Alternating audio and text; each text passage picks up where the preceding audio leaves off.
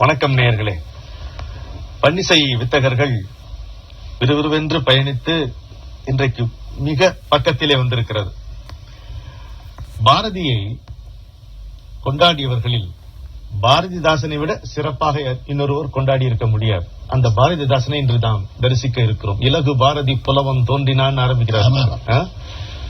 தமிழால் பாரதி தகுதி பெற்றதும் தமிழ் பாரதியால் தகுதி பெற்றதும் அதை விட சிறப்பா ஒரு கவிஞர் பாட முடியாது. ஒப்பற்ற கவிஞராக விளங்கிய பாரதிதாசன் அவர்கள் நம்முடைய காலத்துல வாழ்ந்தவர். 1891 ஆண்டு பிறந்து 1964 ஆண்டு மறைகிறார். சுப்பிரமணிய பாரதி கவிதா மண்டலத்தில் இருந்தவர் பாரதிதாசன். இயற்பெயர் சுப்புரத்தினம் அவருக்கு.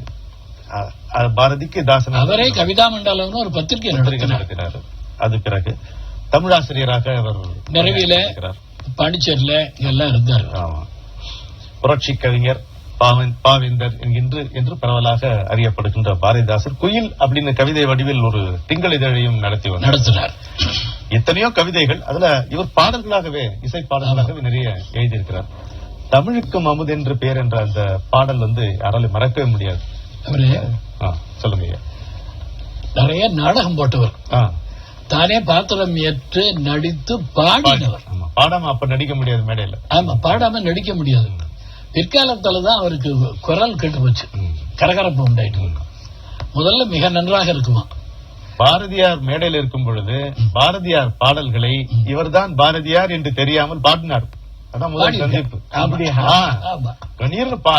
பாரதியார் பாடல்களை இவர் வாங்கி பாடும்போது அப்படியே அந்த ரவிவர்மா பரமசிவம் அசையாமல் இருந்ததுன்னு எழுதுவார். அப்படியே ரவிவர்மா பரமசிவம் மாதிரி உட்கார்ந்து இருந்தாராம் பாரதி. ஆமா, சொல்லவே இல்லையா. அப்புறம் அறிமுகப்படுத்தும் போது இத்தனை நேரம் நீர் பாடி நீர போய் அதெல்லாம் இவ எழுதின பாட்டு தான் அப்படின்னா மூச்சே நின்று போச்சுன்னு எழுதுறாரு. தமிழுக்கும் அமுதென்று பெயர். ஏதோ சினிமா பாட்டு மாதிரி இருக்கு. அது சினிமால வந்தது. பாட்டுல எடுத்தது அதே பாட்டு. அருமையான மெட்டல் தான் சினிமாவிலும் அருமையான மெட்டு. பி சுஷீலா ரொம்ப அற்புதமாக அதை பாடியிருப்பார்கள். அந்த தமிழ் இன்பத் தமிழ் எங்கள் உயிருக்கு நேர். இது சொல்லியாகும். தமிழுக்கு நிலவென்று பெயர். எப்படி பெயர் வச்சு பாக்குற? தமிழுக்கு நிலவென்று பெயர். இன்பத் தமிழங்கள் சமூகத்தின் விளைவுக்கு நீர். தமிழுக்கு மனமென்று பெயர். இன்பத் தமிழ் எங்கள் வாழ்வுக்கு நிருமித்த ஊர். தமிழுக்கு மதுவென்று பெயர். இன்பத் தமிழ் எங்கள் உரிமைச்சம் பயிருக்கு வேர். தமிழ் எங்கள் இளமைக்கு பால். இன்பத் தமிழ் நல்ல புகழ்மிக்க புலவர்க்கு வேல். எங்க கான்ட்ராஸ்ட் பாருங்க. தமிழ் எங்கள் இளமைக்கு பால். இன்பத் தமிழ் நல்ல புகழ்மிக்க புலவர்க்கு வேல். தமிழ் எங்கள் உயர்வுக்கு வான். அப்புறம் வச்சார் சார் அச்சர லட்சம் சார். தமிழ் எங்கள் உயர்வுக்கு வான். இன்பத் தமிழ் எங்கள் அசதிக்கு சுடர் தந்தத்தே. சுடர் தந்தத்தேன்ற ஒரு சொற்பதம் உலக இலக்கியத்தில் வைக்கப்பட வேண்டிய ஒரு சொற்றொடர் சார். தமிழ் எங்கள் உயர்வுக்கு வான். இன்பத் தமிழ் எங்கள் அசதிக்கு சுடர் தந்தத்தேன். தமிழ் எங்கள் அறிவுக்கு தோள். தமிழ் எங்கள் அறிவுக்கு தோள். இன்பத் தமிழ் எங்கள் கவிதைக்கு வைரத்தின் வாழ். தமிழ் எங்கள் பிறவிக்கு தாய். இன்பத் தமிழ் எங்கள் வளமிக்க உளவுற்ற தீ. தமிழுக்கும் அமுதென்று பேர். அற்புதமான பாடல். எத்தனை முறை சொல்லியும் இந்த பாடலுடைய இனிமை குறையாத இந்த பாடல். கீர்த்தனையில அவர் அதிகமாக அவர் முயற்சி செய்யல. தமிழ் இசையமுதன் ஒரு தொகுப்பு இருக்கு. அதெல்லாம் காப்பி எதற்காக நெஞ்சே கையனை சுக்குடன் மல்லி இருக்கையில் காப்பி எதற்காக நெஞ்சேன்னு என்னால ஒத்துக்கொள்ள முடியாது. ரொம்ப பேரால ஒத்துக்கொள்ள முடியாது. நீங்களும் ஒத்துக்க மாட்டீங்க. இது விடவே முடியாத பாட்டு. நம்ம இப்ப அழகான ஒரு ராக மாளிகையாக திரு நெய்வேலி சந்தான கோபாலன் அவர்கள் பாடியிருக்கிறார். அதை இப்போது கேட்போம். தமிழுக்கும் அமுதென்று பேர், அந்த மிழிந்த தமிழங்கள் உயிருக்கு நேர். தமிழுக்கும் அமுதென்று பேர், அந்த மிழிந்த தமிழங்கள் உயிருக்கு நேர், உயிருக்கு நேர். தமிழுக்கு நிலவென்று பேர், தமிழுக்கு நிலவென்று பேர்.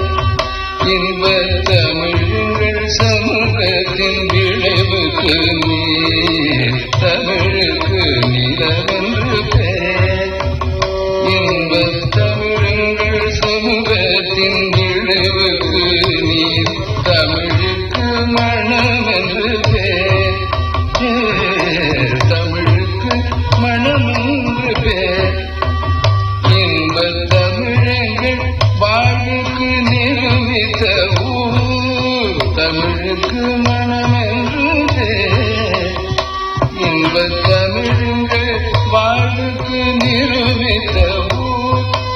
தமிழுக்கு மதுவென்று பேர்.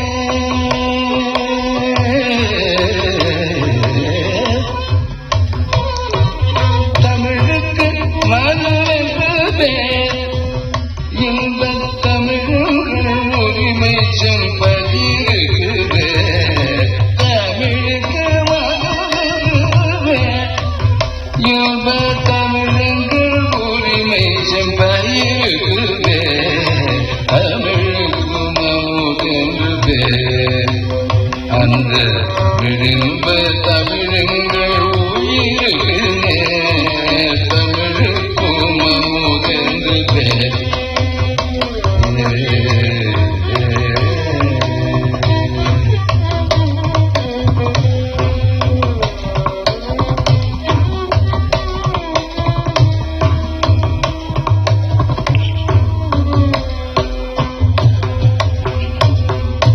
தமிழுங்கள் இளமைக்கு பால், தமிழுங்கள் இளமைக்கு பால். இன்பத் தமிழ் நல்ல புகழ்மிக்க புலவர்க்கு வேல். தமிழுங்கள் இளமைக்கு பால். இன்பத் தமிழ் நல்ல புகழ்மிக்க புலவர்க்கு வேல். தமிழுங்கள் இளமைக்கு பால்.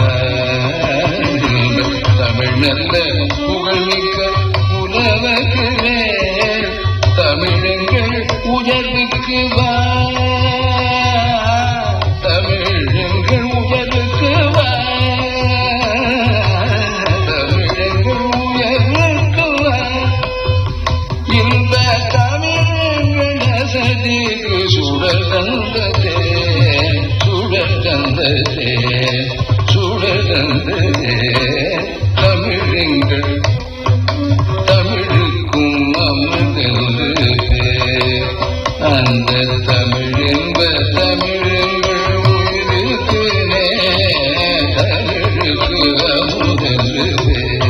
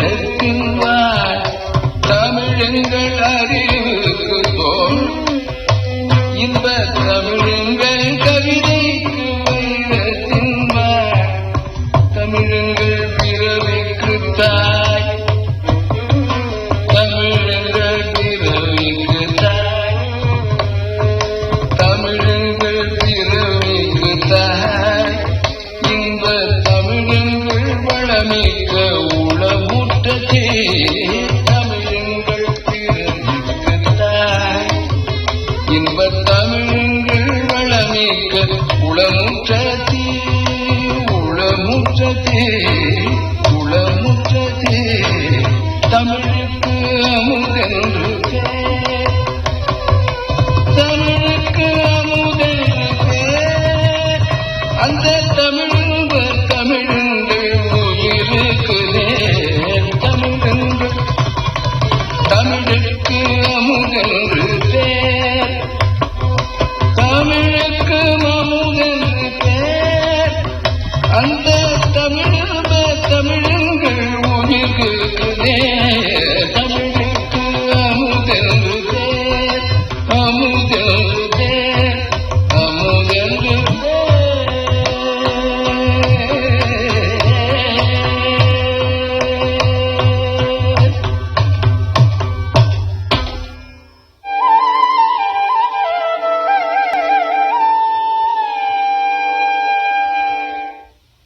ஐயா, பாரதிதாசனை தரிசித்த அதே பரவசத்தோடு அதே உணர்ச்சியோடு ரொம்ப மென்மையான ஒரு மனிதர் கவிமணி தேசிக விநாயகம் பிள்ளை தரிசிக்க வேண்டாம். அருமையா சொல்லுங்க ஐயா. உள்ளத்துள்ளது கவிதை. கவிதைக்கு ஒரு டெபினிஷன் கொடுக்கிறார் சார். உள்ளத்துள்ளது கவிதை, இன்பம் உருவெடுப்பது கவிதை, தெள்ளத் தெளிந்த தமிழில் உண்மை தெரிந்துரைப்பது கவிதை. கவிதை சொல்ல முடியாது. இதுக்கு மேல சொல்லவே முடியாது. தெள்ளத் தெளிந்த தமிழில் உண்மை தெரிந்து உரைப்பது கவிதை. அப்படி அழகா சொல்லிவிட்டார். அவருடைய அந்த எளிமையும் சான்றாண்மையும் பார்த்து அவருக்கு நாஞ்சில் முனிவர் என்றே அந்த காலத்துல பேர். கன்னியாகுமரி மாவட்டம், நாஞ்சில் நாடு. ஆமா, அதனால தேரூர்ன்ற அவர் நிறைய கீர்த்தனம் ஒரு கிட்டத்தட்ட ஒரு 30 கீர்த்தனமாவது இருக்கான். நன்றாக இருக்கிறது. மாயவர ராஜம் பாடியிருக்கிறார். வேற பல பேர் பாடியிருக்கிறார்கள். அதுல சொன்னதெல்லாம் மறந்தாரோ, கரகர பிரியா, இந்த மாதிரி பாடல்கள்லாம். நல்ல சகுனம் நோக்கி செல்லடி ஜிஎன்பி அருமையா பாடியிருக்காரு. தெளிந்ததையா. ஆமா, உமது கள்ளத்தனம் எல்லாம் வள்ளிக்கூரத்தையின் மையலில் சிக்கினால் எள்ளத்தனை அன்பும் எண்ணீது இருக்குமா. எப்படி ஒரு அழகான கவிதை பாருங்க. இதெல்லாம் அவங்க பட்டமா பாடியிருக்காங்க. இன்னொரு சிறப்பு அவரது எட்வின் ஆர்னால்டுடைய அந்த லைட் ஆஃப் ஏசியாவை ஆசிய ஜோதின்னு தமிழ்ல மொழிபெயர்த்தார். உமர் கயமோட ருபியாத்த ரொம்ப அற்புதமாக தமிழ் ஐயாவுக்கு ரொம்ப விருப்பம். ரொம்ப ரொம்ப வெயிலுக்கு ஏற்ற நிழல் உண்டு, வீசும் தென்றல் காற்றுண்டு, கையில் கம்பன் கவியுண்டு, கலசம் நிறைய மது உண்டு. அருமையான இல்ல ஜான் பிட்சரால்டுடைய 2வது மொழிபெயர்ப்பு 4 தடவை பண்ணாரு அந்த ஆளு. அதுல 2வது மொழிபெயர்ப்பு சிறப்புன்னு எல்லாரும் சொல்லுவாங்க. அதை இவர் தமிழ் பண்ணினார். அதுல இவருடைய பாட்டு ஒரு தனித்தன்மை உடையதாக இருக்கும். அதே சாத்தோசு யோகி பண்ணியிருக்கார் ரூபாயத்தை. 2 பாட்டையும் சொல்ற பாருங்க. மாதவி பூங்கொடி நிழலில் மணிக்கவிதை நூலொன்றும், தீதரு செந்தேன் மதுவும் தீங்கனியும், பக்கத்தில் காதலி நீ பாட்டி செய்து கனிவோடும் கூடுவையல், ஏதுமே நீ கவலை இல்லை, இது அன்றோ பரமபதம். சத்தோசு யோகி இவர் வெயில் கேற்ற நிழல் உண்டு, வீசும் தென்றல் காற்றுண்டு, கையில் கம்பன் கவி உண்டு, கலசன் நிறைய மது உண்டு, கீதம் பல உண்டு, தெரிந்து பாட நீயும் உண்டு, வையம் தருமை வனமன்றி வாழும் சொர்க்கம் வேறுள்ளதோ. இந்த 2 மொழி பெயர்ப்பும் பாருங்க. இது கொஞ்சம் ஈஸ்வரம் தான். சங்கீதத்துல சொல்லுவாங்க கொஞ்சம் ஈஸ்வரம். அவருடைய பாடல் ஒன்று இன்னைக்கு நம்ம பார்ப்போம். இந்த பராமுகம் ஏது ஏழை என் மீதுன்ட்டு. நீங்க இப்படி பராமுகமா இருந்த எப்படி நீங்க தானே பாடி இருக்கீங்க, அதுவும் பூர்வி கல்யாணி ராகத்துல. டாக்டர் பாட இப்பொழுது கேட்போம். இந்த பராமுகம் ஏது, இந்த பராமுகம் ஏது, இந்த பராமுகம் ஏது, இந்த பராமுகம் ஏது,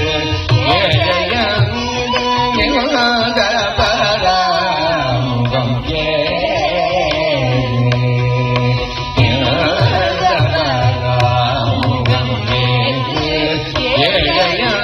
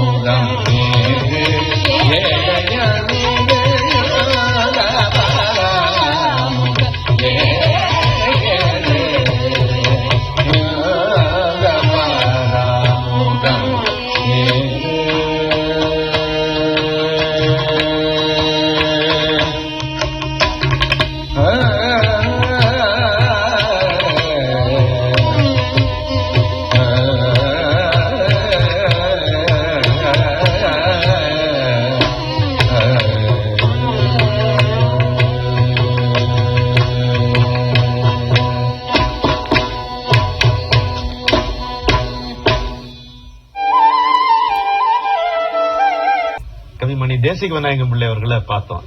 அந்த எளிமை, கவிமணியுடைய எளிமையான கீர்த்தனைகளை பார்க்கும் பொழுது எனக்கு கல்கியினுடைய நினைவு வருகிறது. இந்த ரெண்டு பேரோடையும் பழகினவர், ரொம்ப மதிப்பு வச்சிருந்தவர் கல்கி.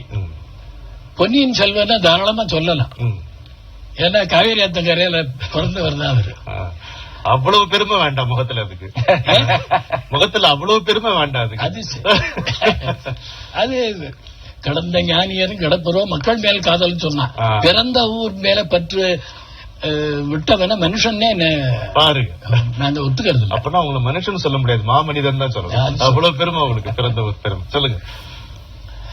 அவர் நம்ம தமிழிசை இயக்கத்துக்கு ஒரு தூணாக விளங்கினவர். பத்திரிகை துறையில கல்கி கொடுத்த ஒரு ஒரு அது என்ன சொல்றது, மிகப்பெரிய ஒரு ஆதரவு. அது சாதாரணமா நினைக்க முடியாது. தமிழிசைக்கு அவர் கொடுத்தார், இசைக்கு, தமிழிசை வளர்ச்சிக்கு. அதே போல அறிஞர் அண்ணாவும் கொடுத்தார். இவர் செய்தது ரொம்ப பெருமை. அதோட எல்லாமே ராஜாஜி முதலாளர்களை தங்கையில் டிகேசி அவருக்கு பக்கபலமாக கொண்டு கல்கி பெரிய தொண்டு பண்ணினார் இதற்கு, தமிழிசை வளர்வதற்காக. அதற்கு முன்னணி கலைஞர்களாக இருந்த எம்எஸ் அம்மா, டிகேபி அவர்கள் எல்லாம் துணையாக இருந்தார்கள். அது முக்கியம். அதனால அந்த துறையில நம்ம முதல்ல அவரை பார்க்கணும். நல்ல இசை விமர்சகராக இருந்தார். அருமையான இசை விமர்சகர். ஒரு நகைச்சுவை நையாண்டியோட பண்ணுவார். சில பெரிய இசைவாணர்கள் எல்லாம் இனிமே அவர்கள் ஓய்வு எடுக்க வேணும்னு துணிச்சல் எழுதினார். இவர் பாடுவார் என்று நம்பி சென்றால் இசை சொற்பொழிவாற்றிக் கொண்டிருந்தார் எழுதுவார். துணிச்சலா எழுதினார். அவர் எழுத்து யாரும் பேச முடியல. அந்த மாதிரி அவர் அடுத்தாற் போல அவர் மற்ற எழுத்துத்துறையில அரசியல் துறையில பங்காற்றி இருக்கிறதெல்லாம் ஒரு பக்கம். சங்கீதத்தில் அவருக்கு இருந்த விருப்பத்தினால மீரா படம் எடுத்த பொழுது அந்த படத்துக்கு முழுமையா பாட்டு எழுதினார். அந்த ஷூட்டிங் நடக்கிற பொழுதெல்லாம், படப்பிடிப்பு நடக்கிற பொழுதெல்லாம் உடன் இருந்திருக்கிறார். அதை பற்றி ஒரு பெரிய பயண கட்டுரையே எழுதியிருக்கிறார். ரொம்ப சுவாரஸ்யமா இருக்கும். அது மட்டுமல்ல, தனியாகவும் பொன்னியின் செல்வன் முதலானவற்றிலே தான் பாடல்களையும் சேர்த்திருக்கிறார். அந்த பூங்குழலி ஒரு கேரக்டர், ஓடப்பாட்டு, அதெல்லாம் மறக்க முடியாது. நல்லா ரொம்ப அருமையா இருக்கும். அது அதே மாதிரி கீர்த்தனைகள்ல வண்டாடும் சோலை தண்ணியிலேன்னு MS மா பாடியிருக்காங்க. ஆமா, உண்டேத்தி ராமுடு ஓக்கடு அப்படியே அதே வர்ணமட்டில் புகழ்பெற்ற பாடல். காற்றினிலே வரும் கீதம் சொல்ல வேண்டாம். அந்த மாதிரி பாடல்கள்லாம் நிறைய பண்ணியிருக்கிறார்.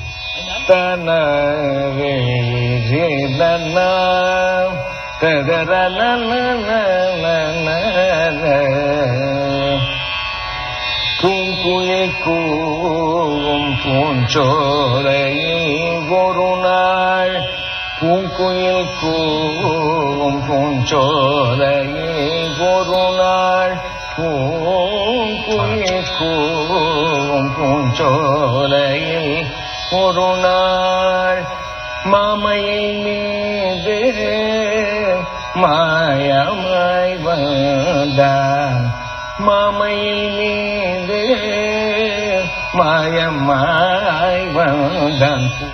எளிய சொற்களில் மிக இனிமையான பாடலை தந்திருக்கின்ற கல்கி அவர்களுக்கும் நம்முடைய நன்றியை தெரிவித்துக் கொண்டு மீண்டும் சந்திப்போம் என்கின்ற உறுதியை உங்களுக்கு வழங்கி விடைபெறுகிறேன். வணக்கம்.